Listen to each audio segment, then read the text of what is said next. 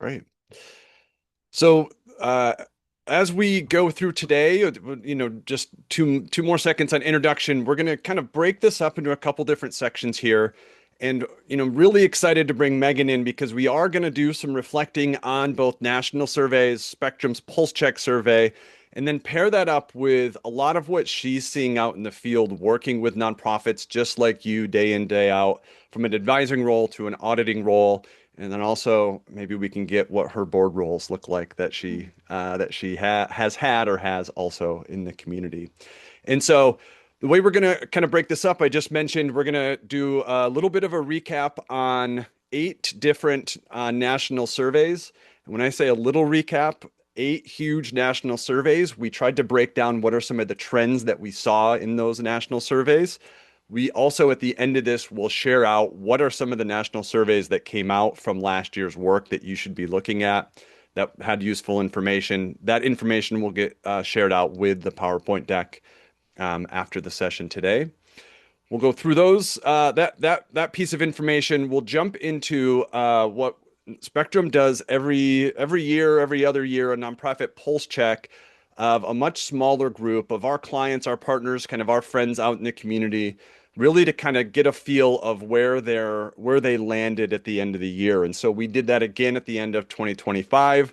A lot of our questions were focused on finance, and so we'll dig into 3 of the big takeaways from that pulse check that we did there, leading us into a discussion around a conversation, I should say, around what are we seeing out in the field.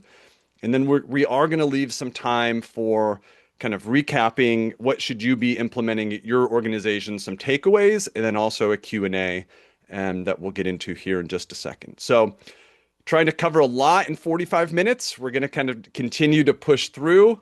And we are going to, as I just mentioned, leave some time for questions. So mention this up front. All the material we will be sending out after, if you registered for those, if you have peers or board members that you want to share this with, all of that information will get sent out after the session completes today. And then second, we do have a Q&A feature that we are going to get to. There's a Q&A option in Zoom. If you can't find that, feel free to use the chat. Moises will be monitoring both of those. We'll get to the Q&A here at the end. One note I will say is we loved the response and how many people registered. I can't promise we'll get to every single question today. So if we don't, we will be following up in our post email with a lot of the answers to those questions. And then you'll have our contact information in this if there's something specific you want to reach out to myself or Megan about that we didn't get a chance to answer during the webinar. With that, let's jump right in.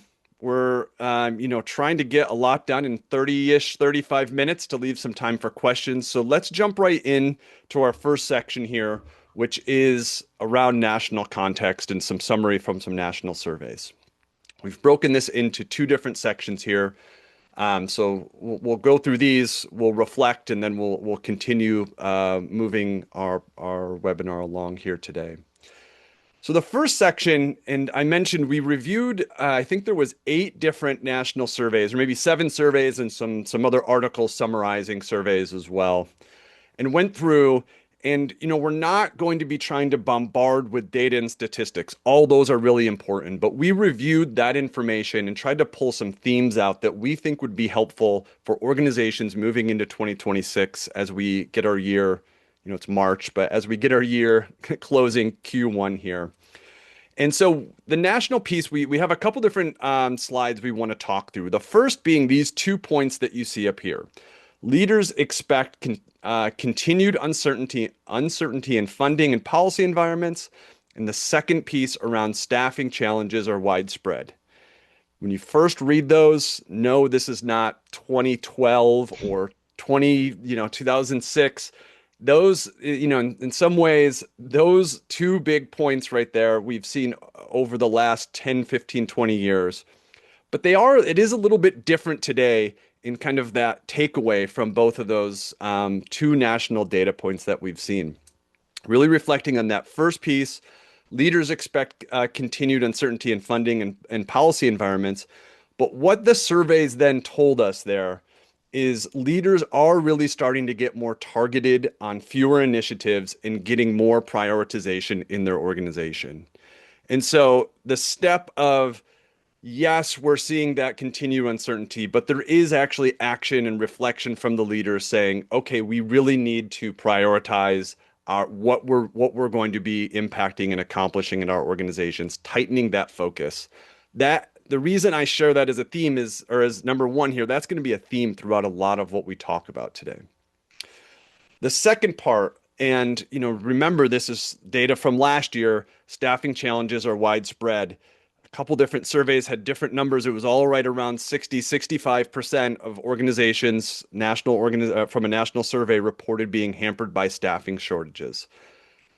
Difficulty filling vacancies, also that point around programs starting to be limited due to staffing constraints. On the surface, should be no surprise to everybody, but also we're in a new year here where I think the information from 2025 and changing into 2026 will be interesting. Morgan Stanley just this morning, add them to the list, announced 2,500 jobs are being cut from that, not a nonprofit, but large financial institution. That it'll be interesting to see if it moves from a we can't find people into a we can't find money to hire conversation in 2026. And so that's that second point around staffing. Again, I leave this on here as a national trend because Megan and I are going to talk here for about 30 minutes around staffing and finance staffing.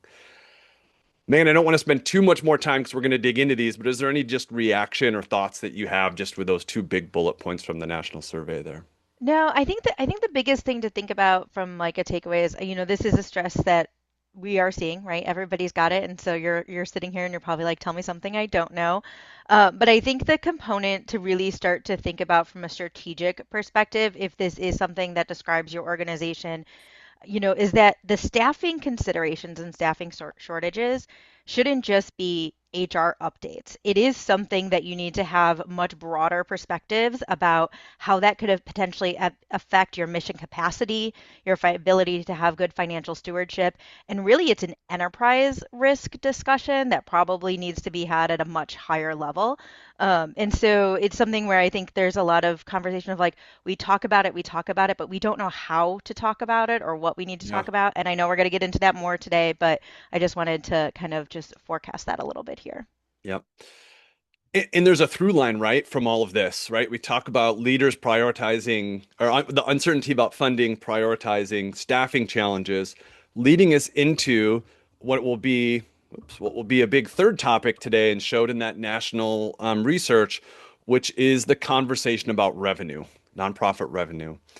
And I loved one of the takeaway quotes here is the growing openness to saying no to growth, to underfunded work and misaligned funders. And that's not saying no, we can't continue to expand and do this and do that. It's saying we're being much more strategic with how we're thinking about revenue because, each survey kind of has its own takeaway, its own angle on this, but the overall piece that I think is actually starting, gratefully starting to get out there in the mainstream is that first bold line of revenue diversification is not delivering resilience to nonprofits. This has been, there's national surveys around this, there's local work around this, there's research around this. Anybody who wants the 15-second snippet for the board to read this slide and some work around this because the points of this are really important. It's that conversation around more revenue sources and streams within, more revenue ideas does not make for a more resilient organization. What we're seeing more and more, which should again be no surprise, predictable, repeatable revenue in some ways is becoming more valuable than the unpredictable, new revenue idea in an organization. Leaders are starting to kind of think about that ROI question, that graphic showing there. If we are spreading our resources for revenue generation thin over major gifts, corporates, running special events, understanding government compliance and grant writing, you know, maybe we're really not that good at special events. And a board member 6 years ago thought we should have that. And so, really starting to think through, uh, you know, diversification, maybe getting more individual donors, less starting a new revenue idea, revenue source for us to go to. Each of these takes different skill sets, system expertise. And I think that question of ROI, Megan, we could sit here for 45 more minutes and talk about this, but like this right here, I wish I could go, scream to the rooftops about this statement of, diversification is not delivering resilience to nonprofits. Yeah, absolutely. I think that is definitely something where, a lot of people from good intentions kind of say, well, where is money that's hanging from trees that we can go grab after Hmm. that maybe we aren't? Yeah.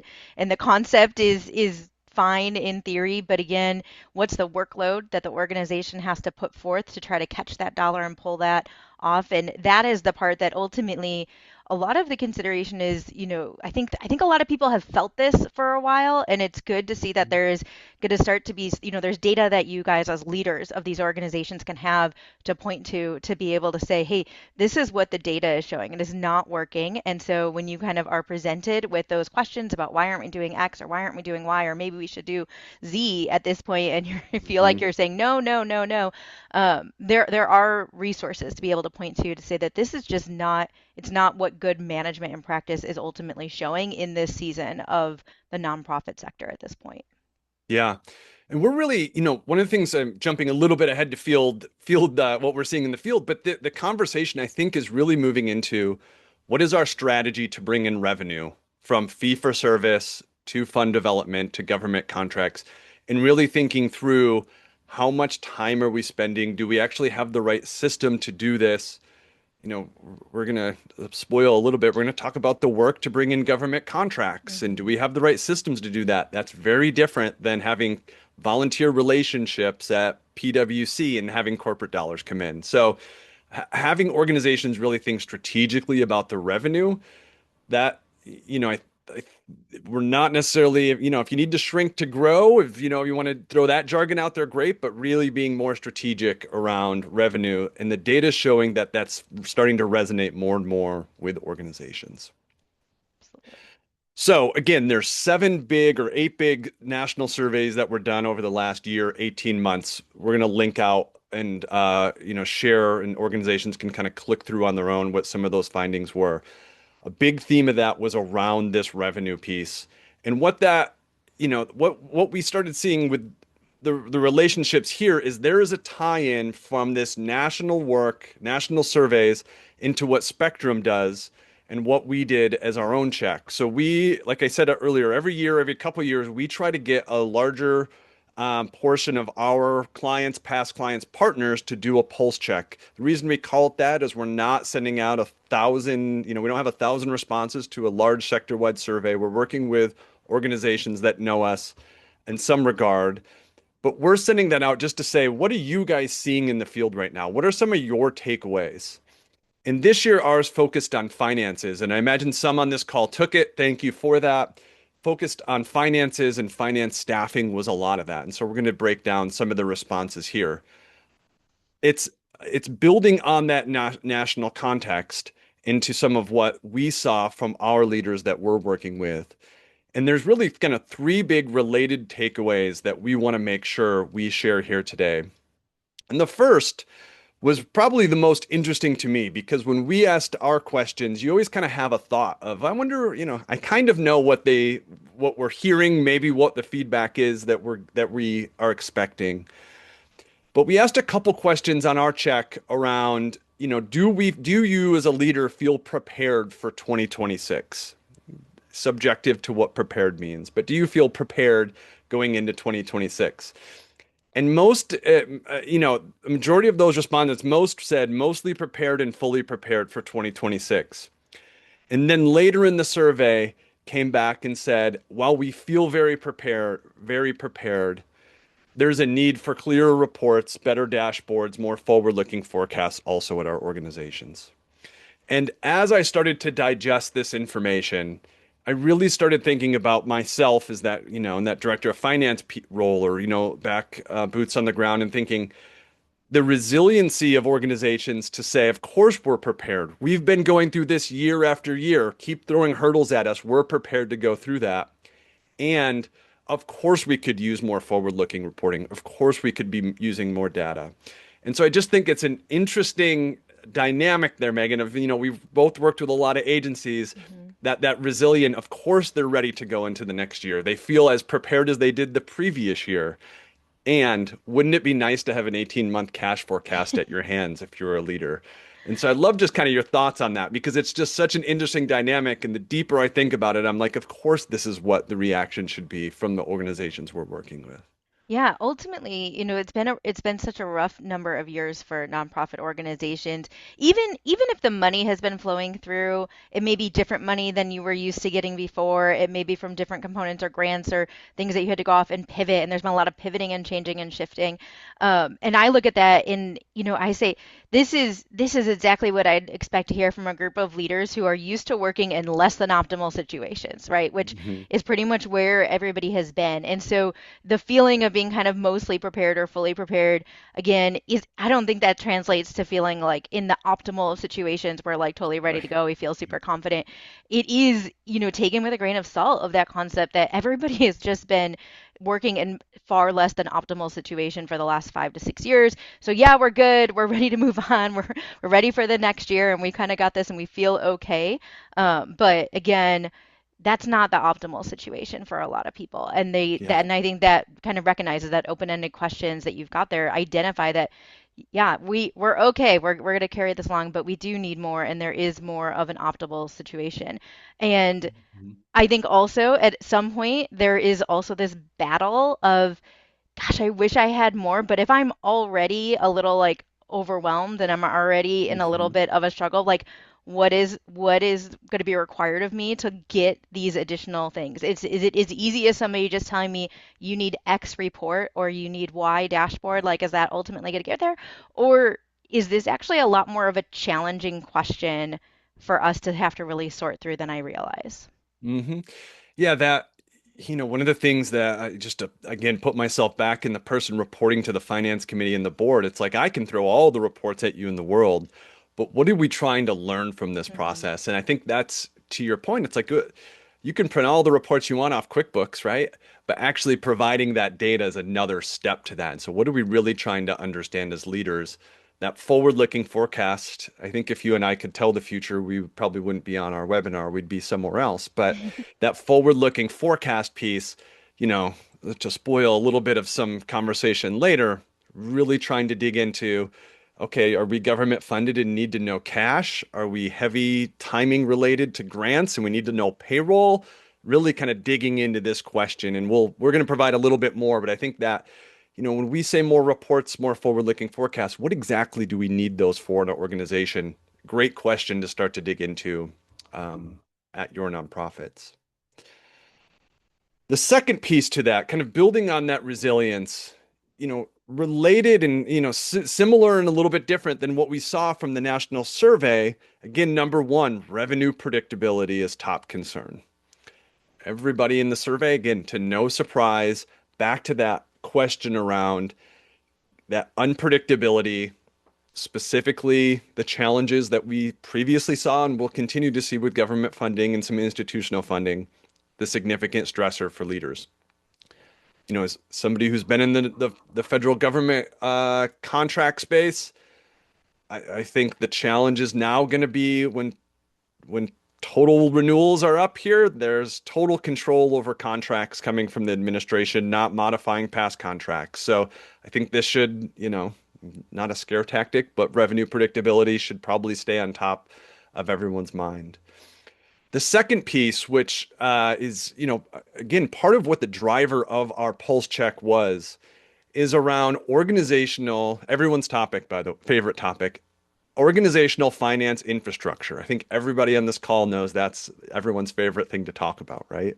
But that conversation around, you know, staffing, infrastructure, and what we found, one of the big takeaways from our pulse check survey is organizations that have invested in both staffing and systems for their finances we're the ones that marked, we're typically, I should say, the ones that marked, we are ready for 2026. There's a subset of agencies that said, we are, maybe mostly ready or unsure if we're ready, that didn't have the infrastructure or had a lot of open positions and were unsure if those positions were going to be filled in the first quarter of 2026, that felt like they might not be as ready as those who have, you know, a more comfortable infrastructure at their organization. Again, yes, in some ways, of course, right? A more stable financial infrastructure should lead to resilience. But what that then comes to is hiring for those positions right now is a really big challenge. And so the movement, one of the takeaways we're starting to see is about 40% of the responses in our survey that we sent all use some sort of external group, whether full-time third-party accounting groups or some sort of support, because they couldn't either find or have the expertise in-house. They were bringing a lot of that expertise in-house to supplement the challenges of hiring or keeping finance staff. And so that financial infrastructure piece, just I can't overstate the importance of if you have a good finance third party or good finance staff, like 1A, keeping those staff members happy right now. How do we make sure we keep our finance staff together? Because that challenge right now of finding finance staff is really causing issues at organizations. And I know, you know, Porty Brown is trying to hire nonprofit finance. Not only are you hiring, but also working with those. So I imagine you guys see this challenge day in, day out. The financial infrastructure, do you have the systems and people in place to be able to do it?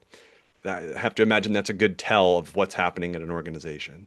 Yeah, and ultimately, a lot of what you see in this and what this looks like is you talk about the concept of kind of feeling a little bit hampered, right? We're just a little bit bogged down, and you've got that great image on there about like, what if you're doing the work of three people? Hmm. And it's the things that seem like little misses that are the starts of the triggers, right? And so what are some of the warning signs for you to be thinking about with your finance department of like, oh shoot, we maybe need to recalibrate here?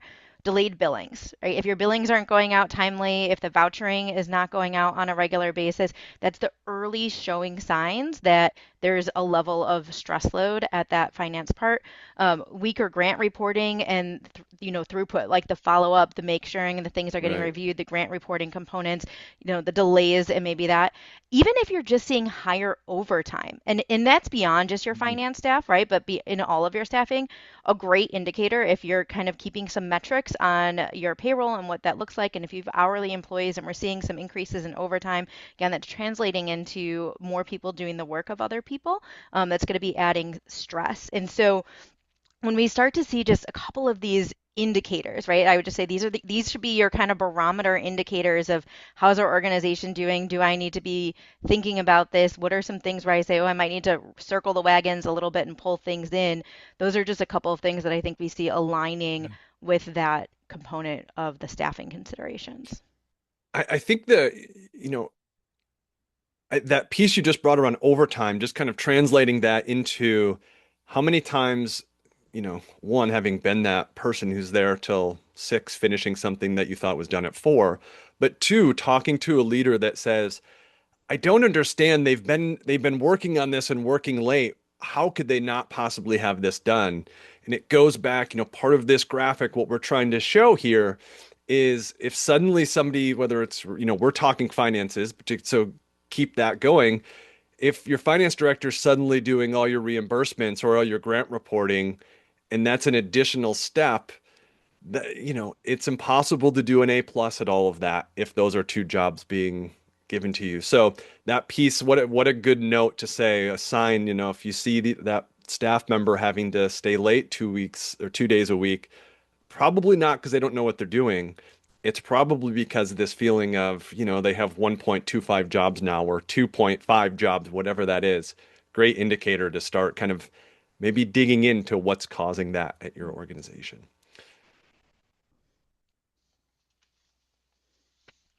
So jumping over, to kind of thinking through what we're seeing in the field. It's 12:30. We've been talking for 25 minutes about surveys. That went very quick.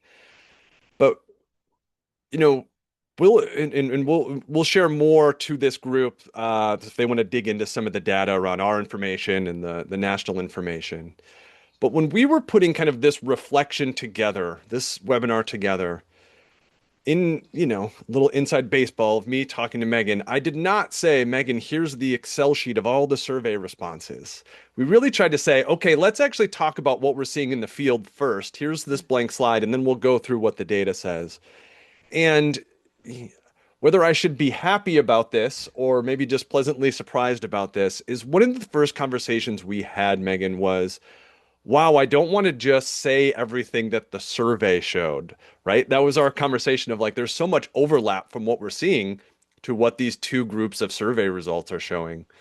And I think on one hand, that's refreshing because, every once in a while we could be in the field and it feels like we live in a different reality than some organizations, than some people.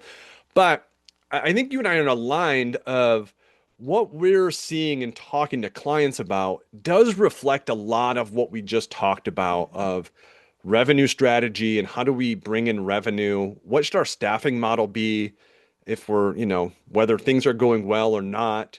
There's a question around, being more targeted with our programming. I, all of those, none of that survey information was, quote, a surprise. And it's also nice to say, okay, so a lot of what we see out in the field is reflected in the survey results.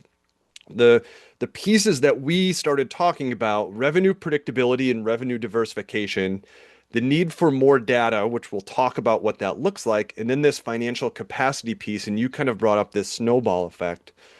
Maybe we just kind of dig in a little bit up in revenue first, because what we saw in the survey, very reflective of some of the conversations that we're seeing out in the field, specifically around this revenue predictability piece, if we want to maybe start with that topic here, and some of the assessment tips that we might be able to give to those on the webinar today. Yeah, absolutely. I think, when you talk about just where we are at in general, there's a lot of commentary that you could have around multiple different revenue sources. So, from a very high level, what are we actually seeing? We're seeing the very end of COVID funding. So, those grants, again, that were continuing extensions. And I think it's interesting if you're not involved in federal grants, you may not be aware that COVID funding from 2020 that was originally earmarked and cleared at that point in time is actually still being spent. And so, in some ways, it has been very needed and very helpful, but it's also been overinflating the market of available governmental funds as well. And so, we have that component of things where we know that is coming to an end, right? So, there's revenue streams that have fallen under the COVID Mm, parameter that are no longer going to be able to be there. We talk a little bit about just the general from contribution standpoint of what we're seeing. And, we're in a little bit of uncertainty where people are kind of trying to get a sense of what's going on. We've had increasing inflation percentages that have been outpacing a lot of what individuals' raises or cost of living standards are for yeah. different components of things to think about. There are some new tax laws that for your major donors will actually impact the amount of deductibility that they have for giving contributions. That is, in theory, if they are highly leveraged and really well advisory and really intentional, things like donor advised funds and blocking their contributions may be a strategy that they start to bring. So, again, something a little bit different from that side of things. And then ultimately, we just know that when there is economic uncertainty, there is two kind of responses, Yeah. right? Sometimes there's economic uncertainty, and we saw in 2020 with everything with COVID, actually the contributions in donors from people went up a lot of organizations got Mhm. more money than they expected, more unrestricted funds that they had, which was fantastic. But there's only so far that that's willing to go, and if there's still levels of economic concern, there's a potential that maybe there's a little bit of the tightening of the purse straps. And so we talk about just that revenue predictability, and I know that's a major concern for a lot. And so, what do we recommend when our clients are kind of talking about this and they're trying to sort it out? And really, what we do is we kind of recommend this potential practical operational assessment that we identified here, which is almost like a scorecard for your revenue streams. And you can decide how detailed and complex you have to make it. I would argue that there are ways to make it overly complex and really think through it too much, and there are ways to just kind of just get the right six people around a table and just talk through conceptually and start Mhm. assigning some numbers 1 through 5 and see where things land out. But essentially evaluating your different revenue streams for what's that renewal risk, how complex is that restriction, right? What does that require of us to be able to execute that program or to be able to claim those funds? How much extra work is that? Cash timing ultimately starts to matter. And there are agencies that are known for being great and easy to work with. And there are agencies that you are aware of that you maybe have a contract and you could be 6 months down the road and you still haven't received a payment. And that Yeah. matters. That ultimately matters for cash flow. And then the last is just the staffing load. And again, thinking about not just the programmatic staffing, which that is important too. Are you going to be able to do it? But what is that requiring of our development team? What is that requiring of our finance team? What is that Hmm. requiring from the other departments as well? And so really just kind of doing a quick and dirty of like where do we feel about the revenue components that we have? Yeah. Where is our concern? And really what do we want to target to focus on is a Hmm. key outcome from being able to just sit and just process through this a little bit. One of the things we talk a lot about when we do what we kind of bucket as revenue strategy work is, you brought up that restriction complexity and understanding the value of restricted dollars. We know from a programmatic point, you can almost never get away from restricted dollars.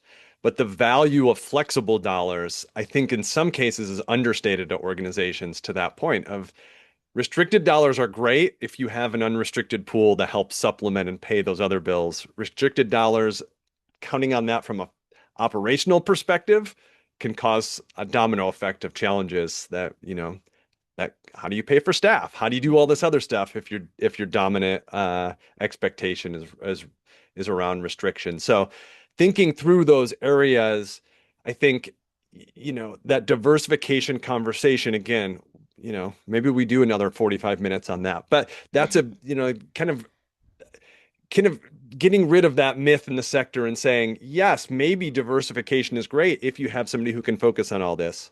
But what's the predictable piece? What are we really good at? Let's focus on that. So, seeing a lot of work around that.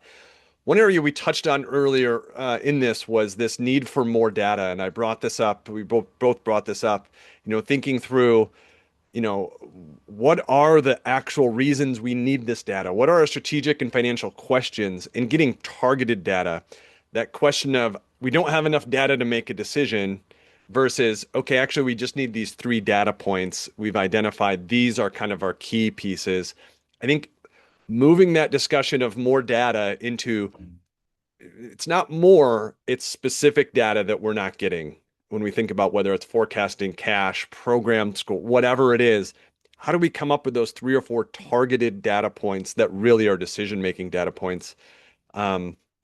Back to the dashboard note that was up there earlier, using that more strategically than just saying more data.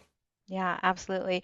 I think again, one of the things that we see sometimes is you get into organizations and from a board involvement perspective, they feel like they need to know all the ins and outs of different components or things of that nature. And all of a sudden you've got, financial statements with all the footnotes and or all the subschedules, right, from the internal prep financial statements. And Yeah. it's just, and we're asking about questions of budget variances and, it's the same question every time because that budget variance started at quarter one and it's still there at quarter four. And nobody remembers that we already had this conversation, right? And so I think we see this perspective of people ask for more information when they really mean is this isn't the right information, right? Hmm. They're asking for more because they don't feel like they have the really specifics in order to make important decisions for the organization. And so they just start asking, well, can we see this and can we see that? And ultimately they're grasping for those straws to kind of figure out what is it that ultimately is going to get me there. And so being able to strategically work with your decision making team, whether that's the management team or your board of directors or your finance committee or whoever that is,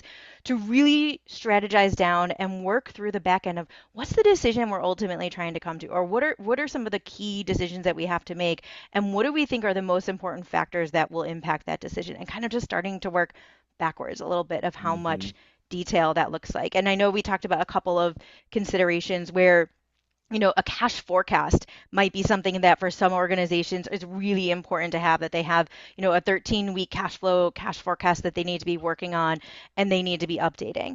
And Hmm. then I think that that can be a really helpful tool for some organizations. I would also say though, you need to evaluate the amount of time and effort it takes to be able to put that preparedness and put it together Hmm. and evaluate if you really need it, right? An organization that does the cash forecast but ultimately is operating within a balanced budget and has $20 million sitting in the bank account if they needed to draw from a Yeah. cash flows perspective, that may have a different level of concern and necessity of that data than a smaller organization who has different funding pools and times, and they start new grants that happen to have some federal funds, or they're getting flow through from the city of Chicago, and they start in the fall, but we know we're not going to get paid till anything until January, and so ooh, Hmm. geez, that last quarter for us is really tough.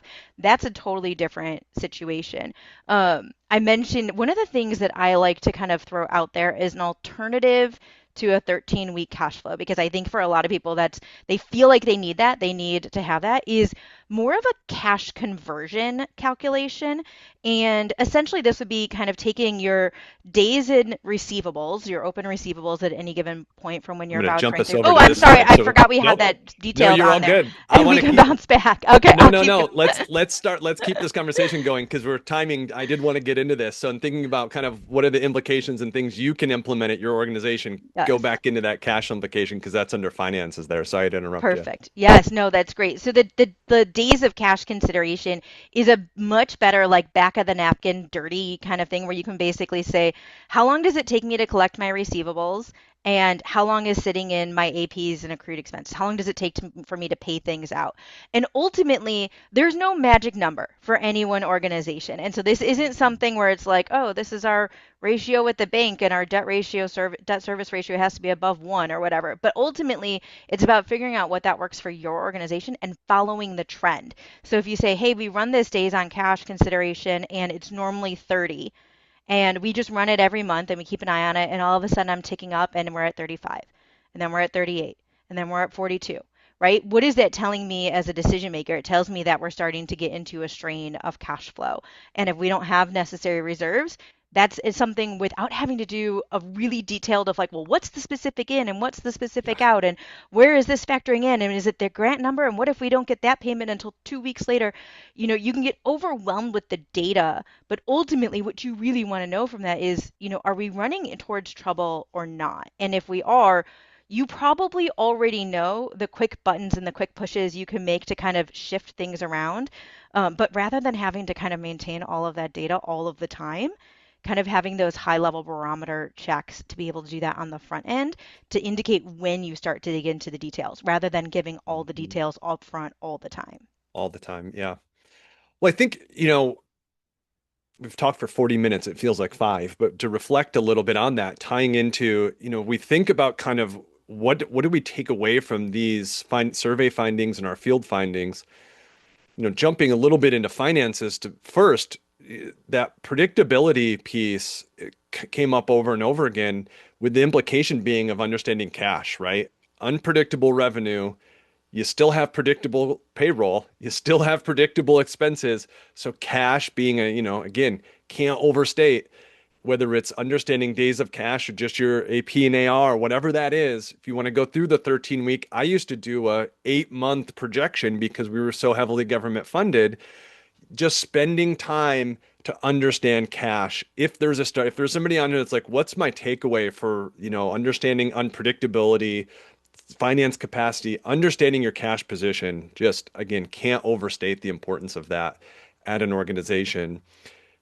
With some other pieces here, then I think we have time, we'll reflect, or maybe we jump into questions. I'll reflect on one, thinking through forecasting clarity, understanding planning timelines. We're really not doing much planning over 2-ish years right now. So if you are in a 5-year plan, strategic plan, if you can tell me what it's going to be like in 2030, then shoot me an email after this because I'd be interested. So we're really kind of we're shorter planning horizons, really working on, what is kind of that short, medium plan as opposed to long-term plan in organizations right now.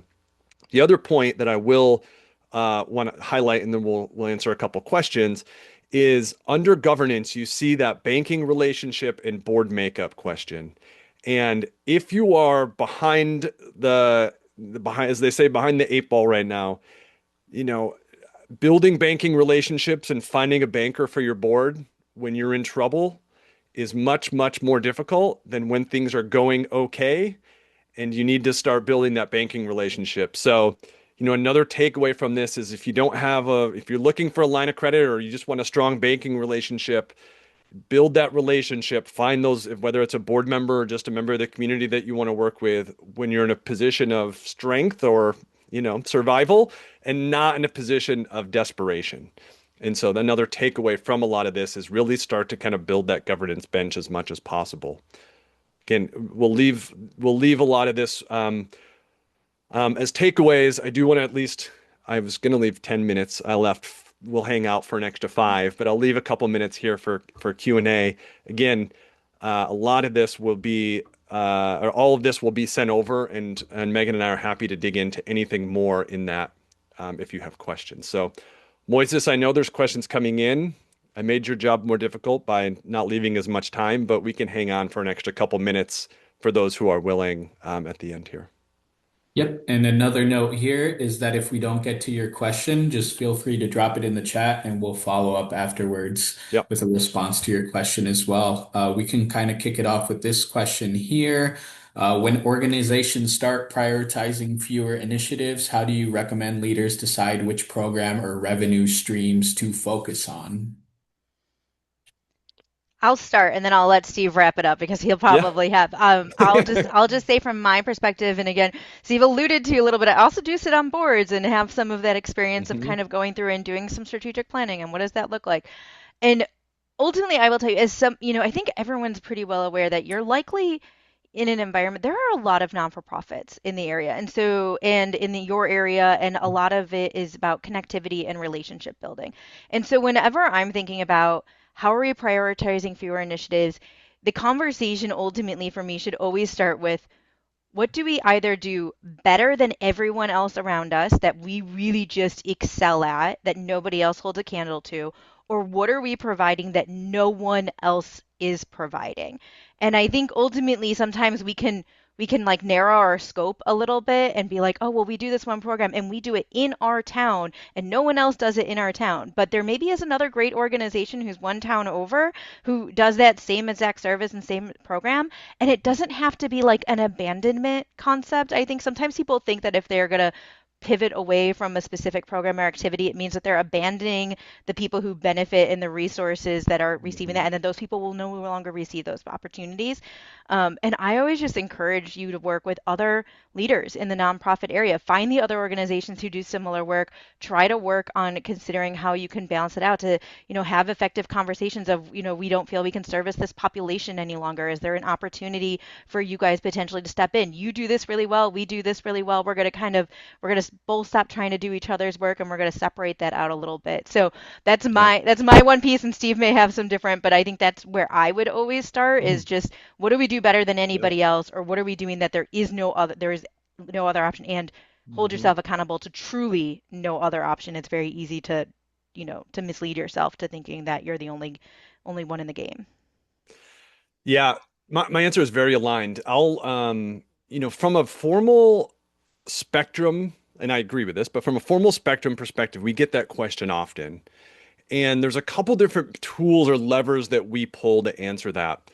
The one that I'll mention first is because it's totally accessible on our website, and you can go and download all of the templates and everything you want to do this, is a tool that we use called the matrix map. Megan, two of the criteria of our four are we really good at this internally? And is this something the community really needs? And so we then, two of those, understanding our impact, and there's another criteria attached to that. Going through a process to say, how can we look at our organization as a whole, not siloed? That's where you get into trouble, is thinking about one program as one program. Think about how do all our programs relate? And then the piece that we bring into this, and we've been talking a lot about revenue, is understanding the profitability or lack thereof to some of our programs. We're nonprofits. Our programs are not all going to be profitable, but what programs are driving that impact? What programs are bringing in revenue?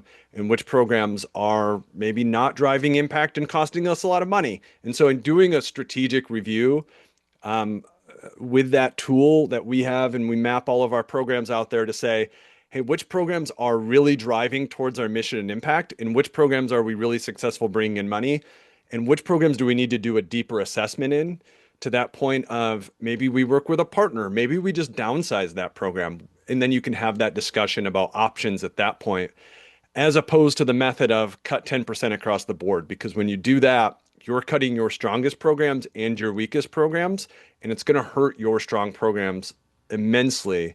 And once you cut totally or cut, I'll say cut totally a program, it's really, really hard to get that back. It's like a donor. When a donor leaves, the donor's probably not coming back.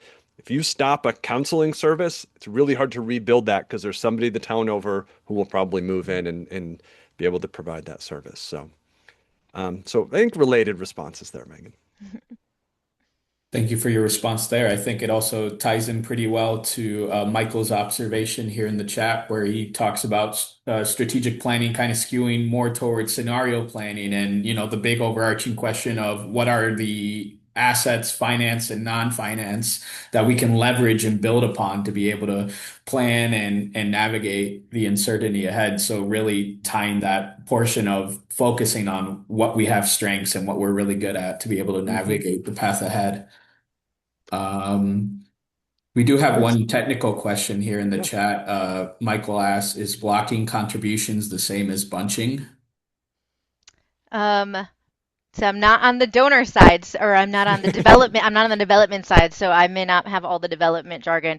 But essentially, we were talking that concept. Essentially, is that your more significant donors that maybe historically gave $5,000 a year or $10,000 a year would be tax incentivized to donate $50,000 one year and then not donate for the next 4 years. They actually get a better tax incentive if they approach it in that perspective, and that's what some of the minor tweaks in the tax law. So that's where we've come to component that, and I know a lot of organizations we've started talking about having some conversations about donor advised funds and making sure that development teams are aware of donor advised funds and how they work, and be able to have those conversations with your higher level tax minded, larger, major individual donors can be strategic if that is a high revenue population area for Mhm. you.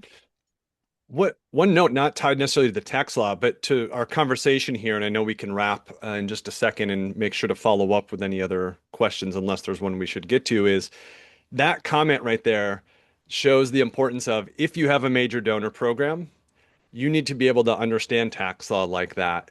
If you want a major donor program, thinking about who's going to be in charge of understanding tax law because your special events coordinator or your grant writer can also be tasked with knowing specific tax law around donor advised funds or somebody on your board. That it's just such a good example of like there's these intricacies. If we're going to be really good at bringing in individual giving or major gifts, there's specific knowledge there that we need to have versus government contracts versus running special events, all of that coming back to that concept of what's our return on that? Spending a ton of money in donor and major donors, do we actually know the tax law to be able to benefit that comment right there? So unrelated to his question, but related to a lot of the survey findings there. So, Absolutely. Moises, is there anything else we should touch on here? Or are we okay? Kind of, is there any other pressing questions, or should we think about answering after? I'm Um, not seeing any other questions in the chat, so I think we are good to wrap up cool. here. One note I will make, and I include this slide just so everybody can get it after the fact, is I will include a lot of the surveys that that we reviewed. I know there's not a ton. We did not go through and list all the different percentages and information. We tried to take themes out of those surveys, but we did include where we got a lot of that information, just so you know where some of those big surveys were last year that we dug into. The last piece I'll say is thank you. Our information is up on the screen. Myself from Spectrum and Megan over at Porty Brown. And I guess, Megan, any lasting words, any last words before we wrap up here today? No, absolutely. It was a pleasure to just get a chance to chat and talk a little bit about what we're seeing, and that all of us are kind of in the same boat here. And it's sometimes good just to know you're not alone, and that these are good, healthy conversations to be having amongst your management team and with your professional advisors. These are healthy conversations to be having. Yeah.